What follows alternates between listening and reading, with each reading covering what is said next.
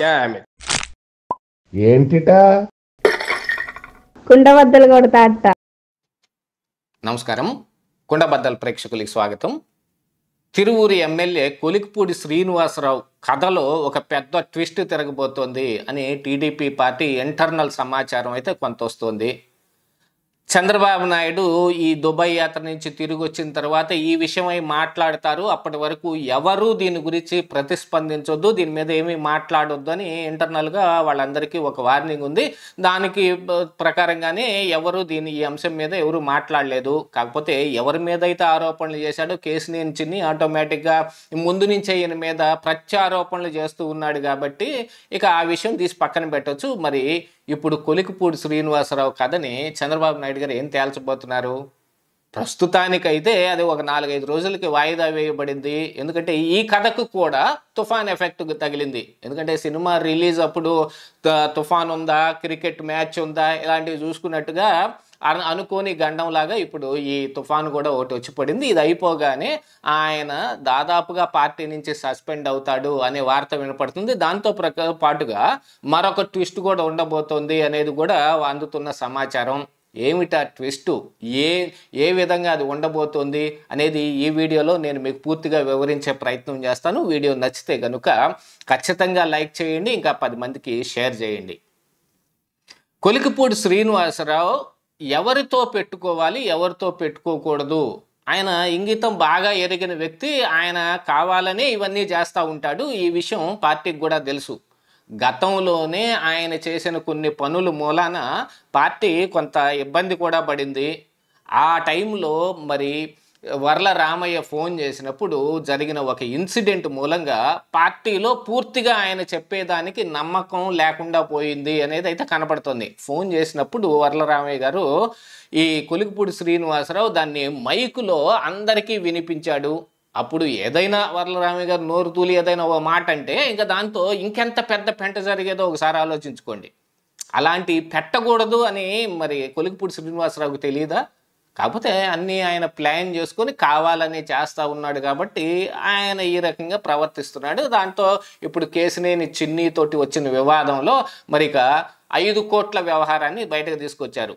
నిన్న నేను ఈ విషయమై ఒక వీడియో పెట్టినప్పుడు కూడా చాలామంది కామెంట్లు కూడా చేశారు, ఆయన ప్రూఫ్స్ చూపిస్తున్నాడు కదండి, ప్రూఫ్స్ ఉన్నాయి కదండి ఆయన దగ్గర అని. ఆయన చూపిస్తున్న ప్రూఫ్స్ ఆయన చెప్పిన అమౌంట్కి ఉన్నాయా ఒకసారి ఆలోచించుకోండి. ఆయన ఇచ్చిన ప్రూఫ్స్ దాదాపుగా 50 లక్షలకు మించి పైన లేవు. ఒక 50 లక్షలు కేసినేని చిన్ని పిఏకి ఇచ్చినట్టుగాను, ఆ తర్వాత ఈయన ఫ్రెండ్ ఎవరో 3.5 కోట్లు ఇచ్చినట్టుగాను ఆయన చూపిస్తున్న ఆధారం పిసరంత అయితే ఆయన చెబుతున్న అమౌంట్ కొండంత ఉంది. చూపిస్తే మొత్తం 5 కోట్లకి చూపించాలి. ముందుగా ప్లాన్ చేసుకొని ఉండి మరి ట్రాన్సాక్షన్స్ జరిగితే కాదు, అవి చేతికి డబ్బులు ఇచ్చామని అంటే కొలిక్పూడి అబద్ధం చెప్పట్లేదని ఎందుకు అనుకోకూడదు? ప్రూఫ్స్ ఉన్నాయి కదండి. ప్రూఫ్స్ అంటే ఆ ప్రూఫ్స్ ఎంతకున్నాయి అది కూడా తెలుసుకోవాలి కదా. అంటే ఆయన చెప్పిన అమౌంట్లో 50 లక్షల మేరకు అని అంటే 5 కోట్లలో అది ఎంతండి? దాదాపుగా 10%. మరి మిగతా 90%కి ఏం చేస్తారు? ఇక ఈ విషయం తీసి పక్కన పెడితే ప్రూఫ్స్ ఉన్నాయా లేవా అనే దానికి ఇప్పుడు పార్టీకి కొలిక్పూడి శ్రీనివాసరావు కేసినేని చిన్నీకి 5 కోట్ల రూపాయలు ఇచ్చాడు అని పార్టీకి తెలియకుండా ఉంటుందా? తెలిసి వాళ్ళు ఊరుకున్నారనుకోండి, మరి చిన్నీకి సపోర్ట్ చేస్తారా, కొలిక్పూడి శ్రీనివాసరావుకి సపోర్ట్ చేస్తారా? అయినా కొలిక్పూడి శ్రీనివాసరావు కేసినేని చిన్ని ద్వారానే టికెట్ పొందాడు అని ఏదైనా ఉందా? ఎందుకంటే ఆయన గతంలో అమరావతి ఉద్యమంలో పనిచేసిన పనికి కానీ ఆయన ఎమ్మెల్యేని టార్గెట్గా పెట్టుకొని ఆ పని చేశాడు. ఆ విషయం అందరికీ తెలుసు. అది ముందుగా ప్రీ ప్లాన్ చేసుకొని ఆయన చంద్రబాబు మీద మాట్లాడిన మాటలన్నింటినీ కూడా ఆ మీడియాలతో మాట్లాడుకొని డిలీట్ చేసుకొని వచ్చాడు. అనునిత్యం చంద్రబాబు నాయుడు ఎక్కడుంటే అక్కడికి వెళ్ళి ఆయన కలిసి పుష్పగుచ్చం ఇస్తూ ఉండేవాడు. కేసినేని చిన్ని కంటే ముందుగానే ఈ తిరువూరికి ఈ కొలిక్పూడి శ్రీనివాసరావు పేరు ఖరారైందనేది కూడా ఒక వార్త వినిపిస్తోంది. సరే, ఇవన్నీ పక్కన పెడితే ఈయన వైఎస్ఆర్ కాంగ్రెస్ పార్టీ నాయకులతోటి సాగించిన మాటా మంతీలు కానీ లేకపోతే చాటు వ్యవహారాలు కానీ ఏదో ఒకటి బయటకు వస్తుంది అనేదైతే వినపడుతోంది. ఇది మనకు అధీకృతంగా ఏం తెలియదు. వాళ్ళతోటి ఫోన్లో మాట్లాడిన దానికి ప్రూఫ్స్ ఉన్నాయా అక్కడికి వెళ్ళి మాట్లాడాడని ప్రూఫ్స్ ఉన్నాయా అంటే ఏం చెప్పలేము. అంటే గతంలో మరి పెద్దిరెడ్డి రామచంద్రారెడ్డిని మరి ఎయిర్పోర్టులో కలిసి ఈయన ఆయనతో మాట్లాడుకుంటూ బయటికి వెళ్ళిన ఏదో ఒక ఫోటో ఉంది. ఆ ఫోటో పలానా అప్పుడు అంటే రాజమండ్రి సెంట్రల్ జైలుకి ఆయన వస్తున్నప్పుడు అని మిథున్ రెడ్డి అరెస్ట్ అయినప్పుడు ఆ విషయం బయటకు వచ్చింది కాబట్టి కొలికిపూడి కూడా దాని మీద వివరణ ఇచ్చాడు. నేను పలానా అప్పుడు మాట్లాడాను, ఇప్పుడు కాదు, పాత ఫోటోలను తీసుకొచ్చి ఇప్పుడు నా మీద ఇలా అఘాయిత్యం చేసే ప్రయత్నం చేస్తూ ఉన్నారు అని. మరి అలాగనే ఇప్పుడు 5 కోట్లు ఎక్కడిచ్చాడు, ఏమిచ్చాడు అనేది కనీసంలో కనీసం పార్టీకైనా చెప్పాలిగా. యాక్చువల్గా 5 కోట్లు ఇవ్వటం నేరము, తీసుకుంటాము నేరమే. మరి ఎలక్షన్ కమిషన్కి దీని మీద ఎవరైనా కంప్లైంట్ చేస్తారో, సుమోటోగా ఎలక్షన్ కమిషనే తీసుకుని దీని మీద విచారణ చేపిస్తుందో అది వేరే అంశం. అయితే పార్టీ అయితే ఇంటర్నల్గా వాళ్ళకున్న సమాచారం వాళ్ళకి తెలుస్తుంది, ఇచ్చాడా ఇవ్వలేదా అనేది. ఆ మాత్రం తెలుసుకోకుండానే చంద్రబాబు నాయుడు ఎంత దూరం పార్టీని నడుపుకుంటా రాగలిగాడా? ఎక్కడ చేమ చుట్టుకుమన్నా కూడా వాళ్ళకి సమాచారం ఖచ్చితంగా ఉంటుంది. కాకపోతే వాళ్ళు చూసి చూడనట్టుగా వదిలేసేవి కొన్ని ఉంటాయి, నిజంగానే పట్టుకునేవి కొన్ని ఉంటాయి, వాళ్ళే చెప్పి మరీ ఇప్పించేవి కొన్ని ఉంటాయి. అందులో కొలికిపూడిది ఏ బాపతో అని అంటే ఇది ఎంత ఆమ్యామ్య గాలి కబుర్లు. పలానా అప్పుడు నేను వైఎస్ రాజశేఖర రెడ్డి గారితో కూర్చొని మాట్లాడుతున్నప్పుడు జగన్ నిక్కరేసుకొని ఆ పక్క నుంచి వెళ్ళాడు.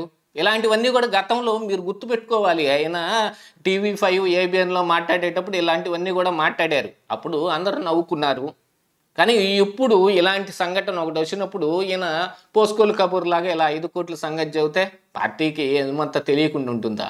ఇక కొలికిపూడి గురించిన మొత్తం మ్యాటరు, ఎక్కడెక్కడ ఏమేమి సంపాదన చేశాడు, ఎవరి దగ్గర ఏం తీసుకున్నాడు, మొత్తం ప్రూఫ్స్తో సహా ఇంటెలిజెన్స్ ఒక రిపోర్టు తీసుకొచ్చింది అనేది కూడా ఒక సమాచారం అయితే వినపడుతుంది. అదంతా ఎత్తి ఆయన ముందు పెడితే దానికి ఏం సమాధానం చెబుతాడు? అంటే ఇంకా మిగిలింది ఒకటే, అంటే నేను ఒక్కడనే సంపాదించుకుంటున్నానా, ఇక పార్టీలో ఎవరు సంపాదించుకోవట్లేదా అంటే పార్టీలో ఎవరు చేయని గోలే కదా కొలికిపూడి చేస్తూ ఉన్నాడు. పార్టీలో అందరికీ ఇలాంటి వివాదాలు రావట్లేదు కదా. ముందు నుంచే జాగ్రత్తగా ఉంటే పోయేదానికి కొలికిపూడి దాన్ని గెలికి గాలివాన్ చేసుకున్నాడు. ఇక ఆయన్ని పార్టీలోంచి పంపించాలి అని అంటే, సస్పెండ్ చేయాలి అని అంటే ఆయన సర్వస్వతంత్రుడైపోతాడు, ఇంకా ఇష్టం వచ్చినట్టు చేస్తాడు. అంటే ఏం చేస్తాడు? ఇప్పుడు 11 సీట్లతోటి ఉన్న వైఎస్ఆర్ కాంగ్రెస్ పార్టీ ఈయన కూడా ఇల్లు చేరితే 12 సీట్లు అవుతాయేమో. అంతకు మించి ఏం జరుగుతుంది? కొలికిపూడితోటి వచ్చే నష్టం ఏమిటి? ఏమీ పెద్దగా ఏముండదు. కాకపోతే టీవీల్లో మాట్లాడతాడు అని అంటే ఇప్పుడు ABNలో మాట్లాడతాడా, TV5లో మాట్లాడతాడా, లేకపోతే జడా శ్రావణ్ కుమార్ లాగా సాక్షి టీవీలో వెళ్ళి మాట్లాడుకోవాలి, లేదు సోషల్ మీడియాలో మాట్లాడుకోవాలి.